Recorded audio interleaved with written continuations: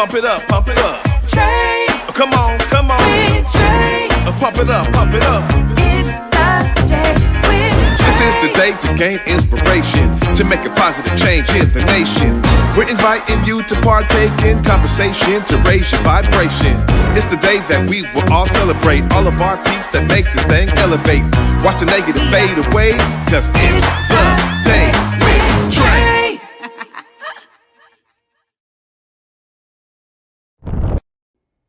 Grand Rising, everyone. Welcome to the Day with Trae. I'm your host, Trae Holiday. I want to welcome you to a wonderful Wednesday. Really excited to have my guest in the building. I got Michelle Lang-Raymond back in the building, Executive Director of Acts on Stage and also the Musical Director for the Teen Summer Musical. We're going to be talking about the mini cast, y'all. Yes, that is the younger age folks who have been involved in the Teen Summer Musical. We're going to be hearing more about that from her. And later on in the show, we got Willis Walker joining us to tell us all about Black Men Run Seattle. Really excited because this is a phenomenal effort that's taking place all over the country. He's going to be telling us more about his connection to this amazing health and wellness initiative for Black men, and I'm excited to dive into that. But of course, it's the top of the show, so this is where you get to dive in. Go ahead and tag and share this show, however you're watching it, with others who you feel could benefit from the daily dose of dopeness we work to give you here on The Day with Trae. And if you can't watch our TV show, don't trip. We got you covered because you can listen to us anywhere you find your favorite podcast. Just search Converge Media Network and The Day with Trae. You'll find us on whatever platform is your favorite. Now, I love to get into some theater talk. You know I do. So I'm so excited because up next we got Michelle Lang-Raymond in the building. What's up? What's happening? You are like a Seattle treasure. I just love coming here, seriously, just to see your greatness. So I don't know what we're going to talk about, but I just love sitting in your light. You're just you're just a wonder. I love it. But you know, you are too. I mean, let me say, like when I was younger, I've never even been able to tell you this, but Amber Donaldson was a part of like your singing choir, your troupe. And I remember just listening to y'all and being so floored. And it still is flooring me to this day. Thank you. And so your musical prowess, I just want to talk about that because you have so many years in music and bringing music to life for others. Tell us about how you really got started. You know what? So if you really talk about how I got started, like a lot of kids, especially a lot of Black kids, I'm from the South, you know, me and my cousins used to just be in the backyard. And when the adults would say, y'all come out here and do something, we would just show up, go out there and sing or put on plays or skits or whatever. That's really where it started. But with the group that you're referencing, Michelle Lang and Stillwater, that was really accidental. I used to go to camps in the summer with Young Life and other kinds of camps. And they would ask me to lead the kids in music. And I realized that these were not like your church kids or whatever. So I had to write music that was not already, you know, other. And so that actually is how I started writing and just producing. And then when I got back from one of those camps, I was like, you know, it was a Christmas and I had a little bit of pocket change. And I was like, what can I give my friends for a Christmas gift? So I was like, I'm just gonna record all these little songs that everybody would ask me to write. People used to ask me to write their wedding song, their kids a lullaby, their baby shower song. People would just ask me to write original like short songs. And so I did. And so one year I was like, I'm just gonna turn all those short songs into a CD at the time. And I'm gonna give it to my friends as a Christmas gift. And when I went to get it manufactured, the manufacturer, he said, how many do you want? I said, I don't know, like 100. He literally laughed in my face and was like, we don't do 100. And I was like, how many? He's like, you at least have to get 250. And I was like, okay. And then he did the thing where he was like, but you know, the price difference between 250 and 500 is just $25. And I was like, okay, well, give me 500. And he's like, but the price difference between 500 and 1,000 is just $10. And I was like, okay, give me 1,000. So girl, I turned into MC Hammer. I just drove around the neighborhood, literally passing out my CDs to anybody that would take it. And then because people heard that CD, they were like, well, who's your group? And so I threw a group together just to support the fact that I now had a CD. So it was really quite accidental.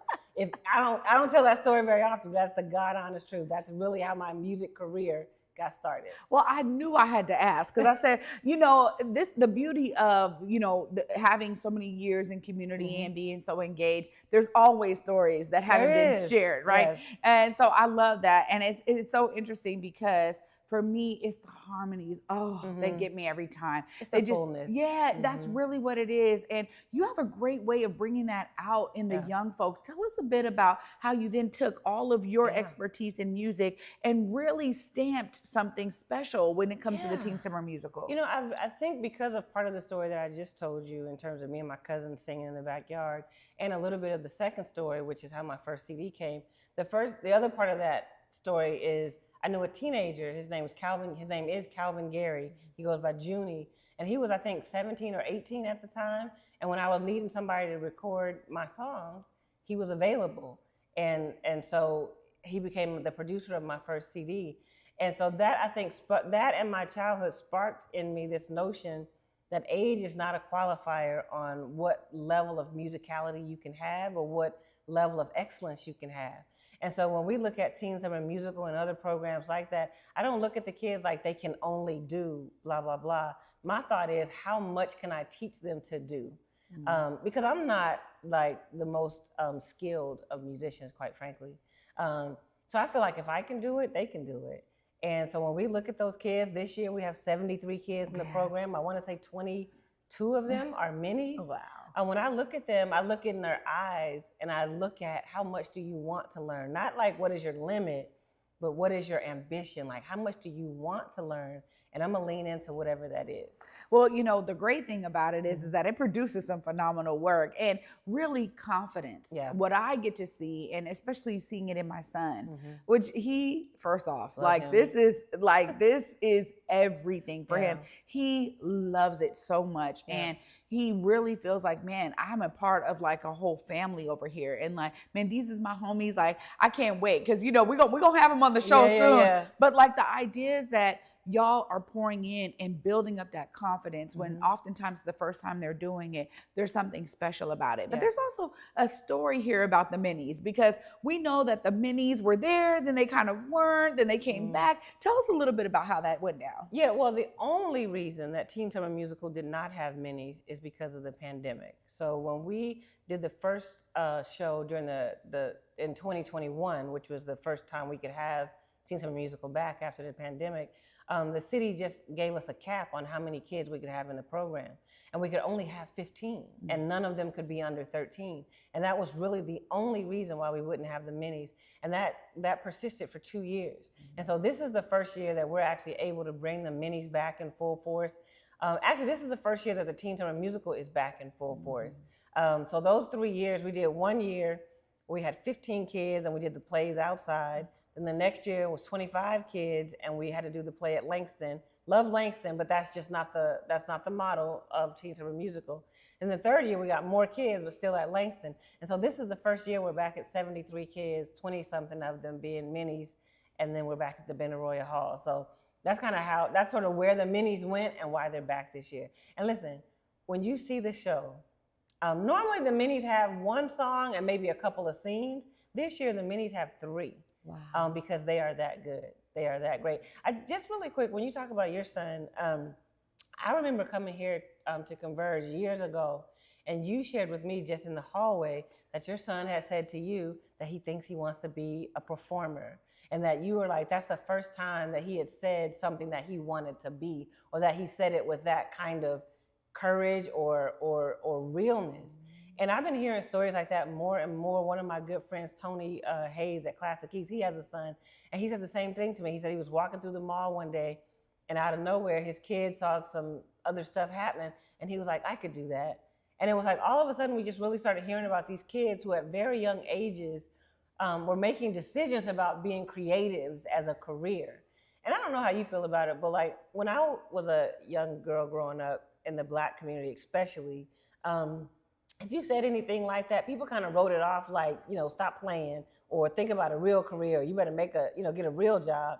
But now we're like really telling our kids at the mini level, we're telling them, listen, if you start now, you can really cultivate a career in the performing arts. And so it's just really cool to see a Johnny and other kids like him in the program who are like pursuing this for real, for real. Yeah, no, it's such a special place in my heart because, you know, just the other day he was telling me, Mom, you know, he was giving me this whole philosophy. His philosophy is, Okay. you know, you gotta take the right steps. You gotta take all of the steps. You can't skip the steps, and you gotta learn from your mistakes. It was like he was just giving me this whole spiel, beautiful. and I was like, oh, you are so poignant at 10 years old. And I'm like listening, and he said, Mom, you took the steps. You did the steps and you learned from your mistakes, and you started when you were young, and look at now, you have your own TV show. I'm so proud to be your son, right? That's so awesome. And it's because I started at 9. So when he said it to me, I mean, I'm a theater mom. I'm like, what? Because my oldest son was like, nah, it's not for me. Like, are you sure? He's like, no, I'm gonna play sports. I'm doing ball, right?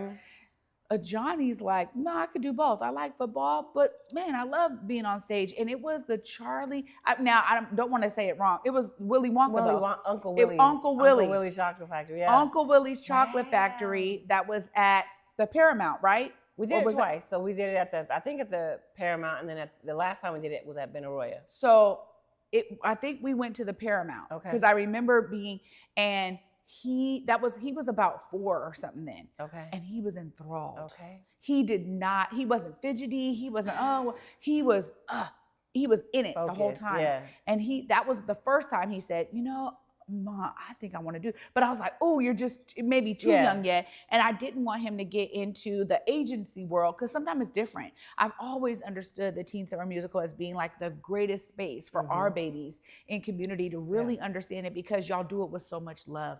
So thank you for all the work you're doing. Welcome. In that Thank you. way. Thank Of you. course, we gotta make sure people get to the show this year. We Michelle, let them know how they get their tickets. Listen, we are on a mission because this is our first year back at Benaroya Hall.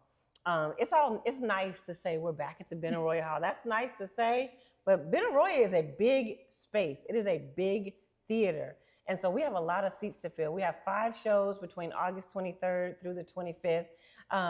Right here. 5 shows from August 23rd through the 25th at the Benaroya Hall, the iconic Benaroya Hall, downtown Seattle.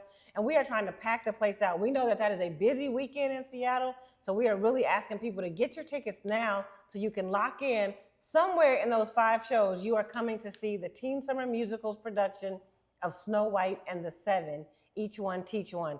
It's written and directed by Isaiah Anderson Jr., with choreography by Coach Crosby and music by me, Michelle Lang-Raymond, and Cedric Paul Thomas, featuring 70 of the most incredible, amazing, talented kids from our community that you will see. It is gonna be an amazing time for the community. You know, and people are getting a little glimpse at these parades. Y'all are killing it. I was just beyond. I mean, I'm like, I know it's my son, but just everybody pouring their everything. Thank you so much for all of your years of service in this way and for really being there for our children. We love you. I'm excited to bring the minis here over the how many times we get to do it, because we don't often showcase the youngest parts of our cast, but this year we're gonna give them a little limelight. Exactly. We got some shine coming their way. Thank you so much. Thank you. Y'all, this is a great way to start off, and we get to continue because there's an amazing initiative that's happening across the country, and we have a chapter right here in Seattle. And up next, we got Willis Walker in the building. He's going to tell us more about Black Men's Run Seattle. You don't want to miss this. Stay tuned. You're watching The David Trae. Hey everybody, this is DJ OG1, co-founder of Portland's Hip Hop Week celebration, August 20th through the 26th, an entire week of celebrating the culture. And we have a special event called Hip Hop Wine and Chill, where we'll be celebrating and honoring Seattle's own Converge Media, Beza Gordon, and Amari Salisbury. Portland Hip Hop Week, August 20th through the 26th. For more information, log on to pdxhiphopweek.com.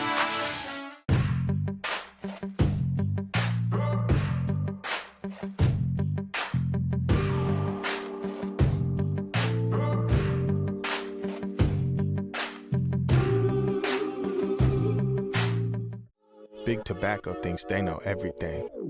They think they know you, your community, the places you go, and the way that you spend your time. They think they got you all figured out, down to a formula, a calculation based off of numbers of what they think they know. Show them they're wrong. Learn more at theythinktheyknowyou.org.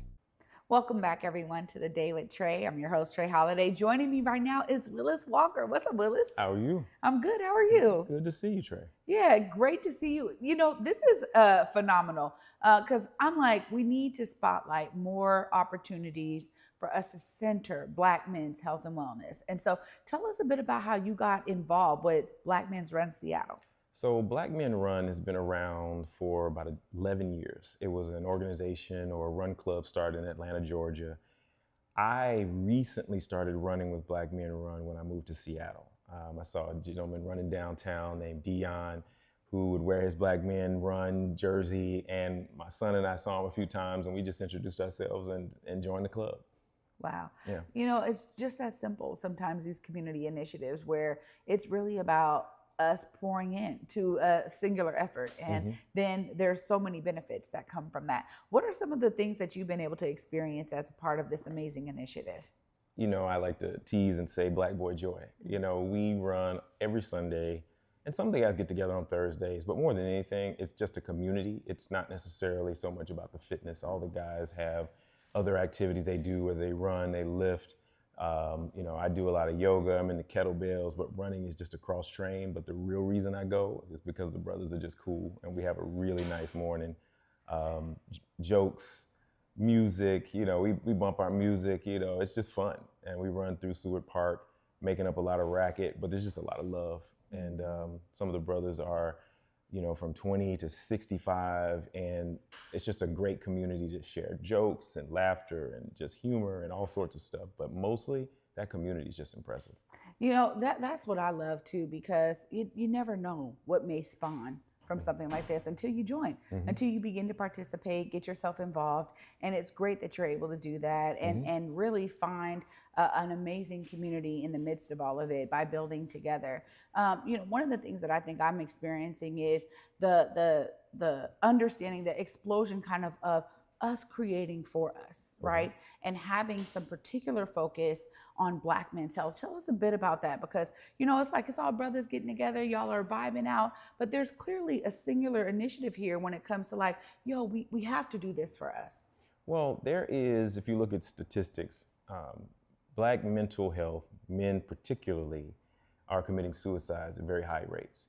And it's just kind of this secret silent killer. And about 4 years ago, some friends and I lost a friend to suicide. Some colleagues back home in Atlanta reached out concerned. This was right around the start of the pandemic. And it just became a passion for me at that point to check in. We call it checking in with the homies. And we would just take a little moment every Sunday. We connect via Zoom. And then that just sort of spawned into even more passion. I've been a yogi for 20 years, so I started doing yoga. We got a theologian that went to Harvard Divinity School. He would give, you know, little meditations. He'd give it like what he didn't call them a sermon because he didn't want to scare people off, so he called them reflections. So he would do a reflection, and then this sister named Tracy from Las Vegas, she would come and do meditation for the brothers, and we would literally listen to her talk us through a meditation for like 10 minutes. So that became our every Sunday format. And since then, it's just any opportunity I have to join my wife. She'll check out Black Girls Run, or we've been looking at Black people hike, or just any sort of experience where we can be with us and just fully let your hair down. You know, we speak a different language sometimes, we laugh at different jokes, but we all sort of understand each other. And what I appreciate about Black Men Run is these brothers are from everywhere. I mean, we represent everywhere from Zimbabwe, Ghana, to Philly, to New York, to Atlanta, to DC, and everywhere you go, like Denver, you know, I'll be in Denver in a couple weeks, and I'll run with those guys. If I go to Atlanta, I'll run with those guys. My sons are coming here from Atlanta next week. They're gonna run with me Sunday in the park, in Seward Park, with these brothers. And it just feels good, man. I can't tell you how good it feels to go get a coffee, especially in a city like Seattle where you feel a little isolated because, you know, we don't have a big representation in the population. But to come to Seward Park and just like meet a bunch of brothers and laugh and tease, you know, some of the younger brothers call me old head, and I'm like, I didn't even know I was old head, you know. I just thought I was Unc. Now I'm old head, like, Yeah. you know, but it's fun, you know. Some of these young brothers throw parties and they, you know, invite us and we come, or we'll have something and they'll come. I mean, it's just fun stuff. And it just makes you feel like a whole person. And some of the brothers don't run. Some brothers just show up to say hi. And they, we have a little moment when we start the run where we just ask each other questions and connect. Some guys just show up for that. We've had guys show up on a bike. I was hurt one time. I was thinking about just showing up on my skates. I mean, it's just, you just want to tap in. This is such a beautiful effort, and I gotta ask you how it feels to be able to experience this, like with your sons. The fact that you have that connection there. It's Tell crazy. us about that. Well, so my sons have been with me in this fitness journey forever. Even when they were little, I'd put them in a backpack and we'd skate down the beach when we lived in California. My wife, you met my wife. She's a fitness person as well, and that whole idea around Black health, men and women, and just taking care of yourself in such a way that you feel good in your body. It's not about looking a certain way. It's not about trying to be skinny. It's more about just waking up feeling good and feeling strong. And my sons have always been around it. And so they've practiced with me. They've practiced with my wife, speaking of yoga. And it was a struggle in the early years. Sometimes they get mad. They just don't want to do it. And now sometimes they'll check into my virtual Zooms and they'll meet the fellas. And it's really become a great extension because my son goes to Morehouse, and a lot of the guys that join the chat are from Morehouse or from another HBCU or whatever. But now they're making those connections. They're making connections with guys that went to school everywhere, and they know them like family. And that's not something I intended. So when you say, how does it feel? I don't even know how to describe it. One of the guys now takes my son. This is a true story. One of the guys in the group had such affection for the group and such affection for my family that he spent over $1,000 to get my son golf lessons so they could hang out on the weekends. Now, wow. I didn't even ask for this. I didn't even ask for that. And so that's the kind of thing that I'm just like, I didn't know that wasn't a part of it. It was just, we wanted to check in, but it has blossomed into something far more substantive than that. Yeah. A guy just texted me this morning. He's at Martha's Vineyard. He just wanted to check in. And we've had families that have been impacted by death, and we celebrate those. This morning, in fact, this is a tough story, but this morning we experienced the loss of one of the guy's sisters, and we lost a father to one of the guys in the group. And we lit a candle this morning, and we said a special prayer. And it just becomes a moment where we just kind of connect and just be human. And it's hard sometimes for men to be vulnerable, but we've really worked hard on trying to share stories, be vulnerable, show our flaws, show our weaknesses, because you can't really be a good friend to somebody if you're afraid to be authentic and honest. And that's sort of what our group is about. It's such an amazing effort here. And finding Black Men Run was just like one more component of like, how do I add one more layer to this thing? And I love it. Well, y'all have some logistics here that I want to make sure we get out on the record. Y'all are meeting at certain places. Yes. There's a way for folks to get engaged. I want you to look right there. Just let them know. How do they find all of these details? Indeed. So if you want to run with Black Men Run, we meet every Sunday morning, typically at Seward Park. If there is a change, it'll be at the IG at BMR Seattle. And you can follow us there for any changes, but generally Seward Park. And 2 special runs that are coming up next Sunday on the 11th. We're doing what we call a historic run from the oldest African-American Episcopal Church, Fame, downtown.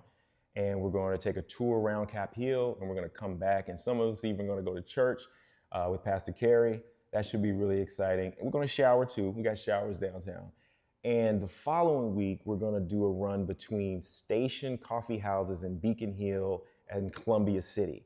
And this is a family run. We're inviting everyone. Black Girls Run, other run clubs around the city. We're going to diversify this thing and really celebrate these 2 businesses and drive a little traffic over there. So we're really excited about that. So please come out. Oh my gosh, this is so phenomenal. Willis, thank you so much for joining. Thank you. And appreciate for you. sharing the phenomenal work and community y'all are building. It's so beautiful to hear. Thank you much. Wow. Y'all, this is clearly an episode of Building Community, and I'm going to wrap all of this amazingness up right after this short break. Stay tuned. You're watching The Day with Trae. In your 40s, your body break down. The comedy of Leslie Jones. You trying to have sex after 46? Put my leg down! Put my leg down! The hilarious Leslie Jones. I got osteoporosis. Don't miss Leslie Jones. Thank you so much.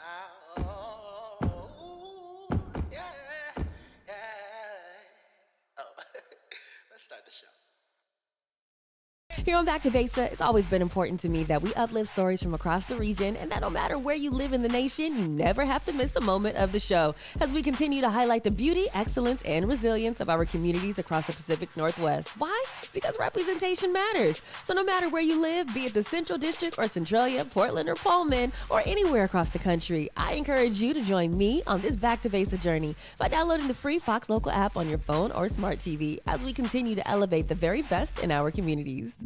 Disenrollment is a situation whereby people whose birthright to be indigenous is being stolen from them by politicians that have been elected to lead. Today, the latest or last chapter of the saga concerns the threatened physical ejectment of as many as 21 Nooksack families from their homes.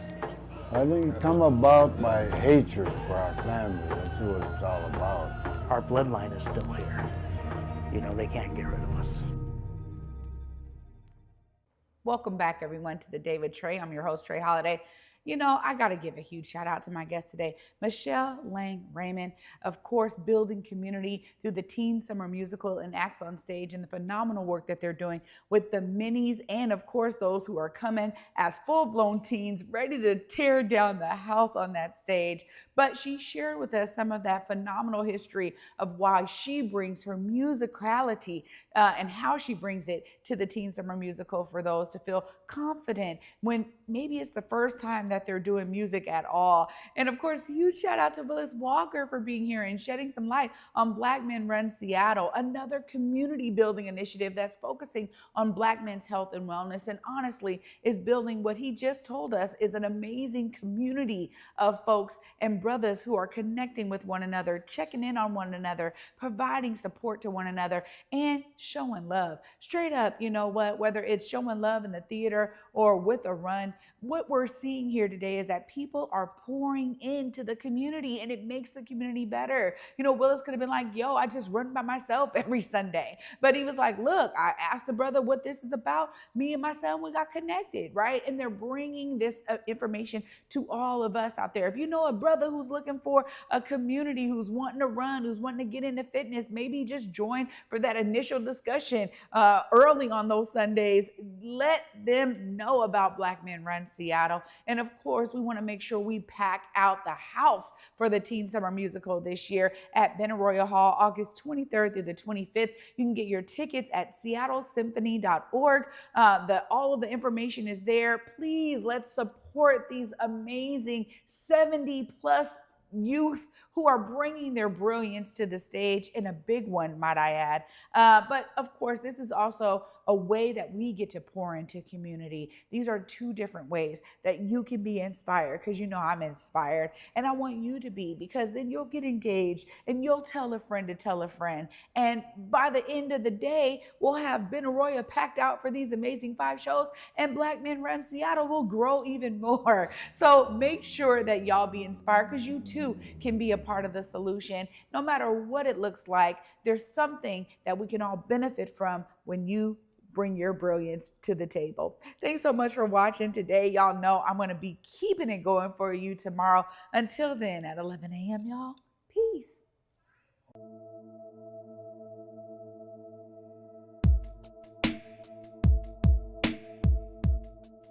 Converge Media produces culturally relevant content for Black and urban audiences. Our coverage is raw, transparent, and objective, praised by community leaders, government officials, and residents. Support Converge Media today via Venmo, Cash App, or PayPal at Converge Media.